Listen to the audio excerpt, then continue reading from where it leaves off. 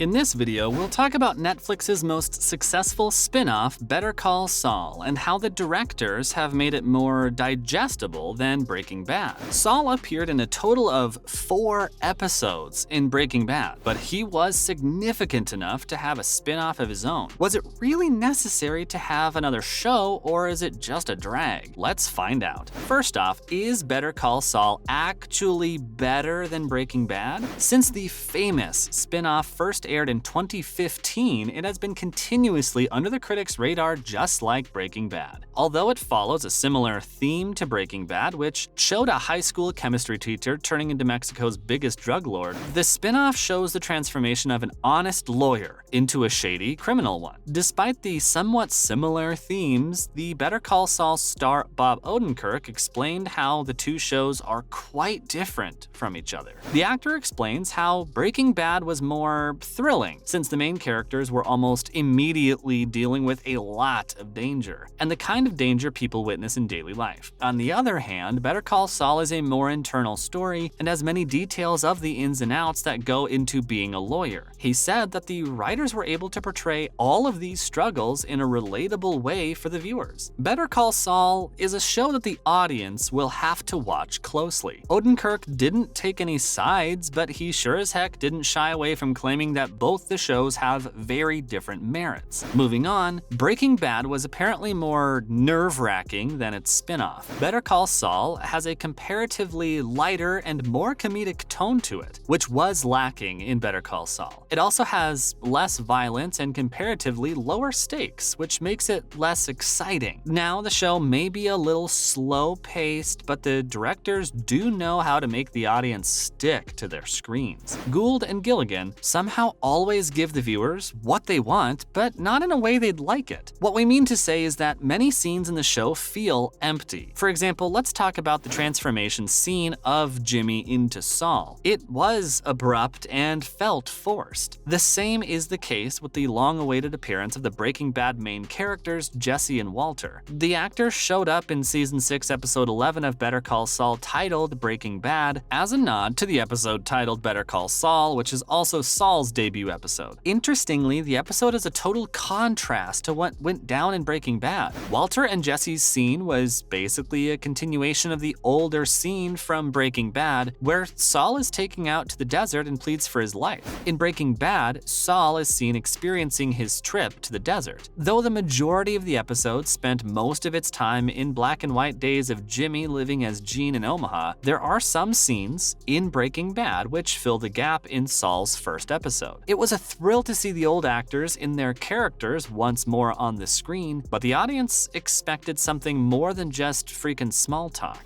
Furthermore, Pinkman and White are set to be seen more than just once in Better Call Saul. The Breaking Bad actor let it slip that he and Paul shot 3 scenes for Better Call Saul. One as a pair, which we've already seen, while the other 2 scenes were shot separately. Season 6, Episode 11 episode ended with Saul Goodman agreeing to meet White at his school, which may be Cranston's solo scene in the show. Now for the female leads, both the seasons gave the ladies significant roles. One thing that we notice in both shows is that the females were given more significant roles than sitting still looking pretty or being the main character's sidekick. Although the 2 roles of Skyler and Kim are entirely different, Skyler was a very strong character and probably the only character that had control over Walt, but her harshness gained her a lot of backlash. On the other hand, Kim was a relatively better person than Skyler. Unlike Skyler, she was also nice to Jimmy while he was going through all the struggles. Kim is a power lawyer who drove Saul forward, especially in Season 6. When the show is coming to an end, she also has a relatable backstory, which makes her a more likable character. Moving on, Better Call Saul seems to have a very satisfying ending. Better Call Saul's last few episodes have been pretty much satisfying since it's wrapping up almost every character's plot without leaving any breadcrumbs. If one thing everyone likes to to see as a satisfying ending, it explains exactly what happens to each and every character: Jim, Kim, Gus, and Mike. The last few episodes are moving toward a clear ending, pointing towards a final end to both the shows. Is Better Call Saul similar to Breaking Bad in any way? While Better Call Saul has been as different from Breaking as pizza is from ice cream, the final season of the show is as similar to Breaking Bad as it gets. Better Call Saul didn't have any of the violence that was seen in Breaking Bad, although the viewers did expect it. Season 6 made up for all that missing action. With higher stakes, Saul has a very similar character arc to Walter White. Season 6, Episode 3 of Better Call Saul is so similar to Breaking Bad, it feels like it could have been part of the formerly released show. The episode is similar in terms of violence, but also follows the theme of Breaking Bad, where the characters face the consequences of their actions. Saul's downfall starts in this episode, while Nacho witnesses the end of his story. One of the other reasons that Better Call Saul seems similar to Breaking Bad is because of Saul's relationship with the cartel. At the start of the show, Saul has a very different storyline than the cartel. They've seen cross paths, but for the most part, his conflict involved his brother and Hamlin and McGill law firm. The cartel part of the show mainly focused on Nachos, but Nacho and Saul rarely cross paths. Starting with season 5, the two storylines were seen crossing paths quite very often. The show mainly focused on Saul becoming a cartel lawyer, slowly realizing he's in too deep and can't turn back anymore. In other words, the character's arc may be similar, but the storylines are very different.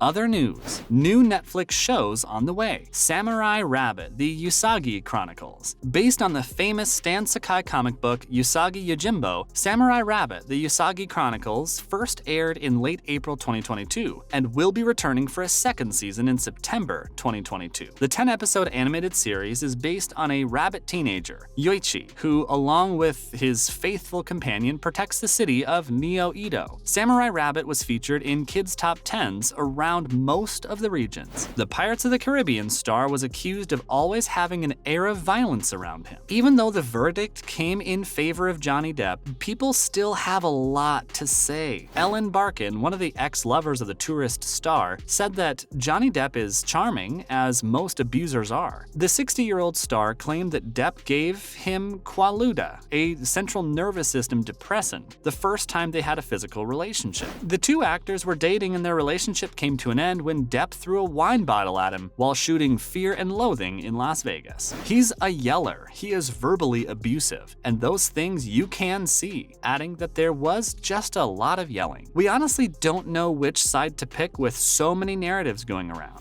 Next up, Justin Bieber recovers from Ramsay-Hunt syndrome and returns to the stage. Justin Bieber was diagnosed with Ramsay-Hunt syndrome back in June. Due to this, he canceled his Justice World Tour. He returned to the stage after months of the diagnosis. He documented the tour on his Instagram and posted videos and candid pictures of his performance. Lastly, the details and title of the prequel series of Outlander were finally revealed. The developers of the series Outlander, Starz, provided some new details about the show's prequel, including the name, which was previously unknown. Outlander: Blood of My Blood will be centered on the love story of Jamie Fraser's parents. A writer's room has been called for the prequel, which includes Matthew B. Roberts as the executive producer, along with Meryl Davis and Ronald D. Moore. That's all that's been released about the upcoming series. Hopefully, we'll hear more about it in the future. That's all for this video, folks. Do you think the similarities between Better Call Saul and Breaking Bad are good for the show? Let us know in the comments below. Make sure to give this video a thumbs up and subscribe to our channel for more videos like this. See you in the next one.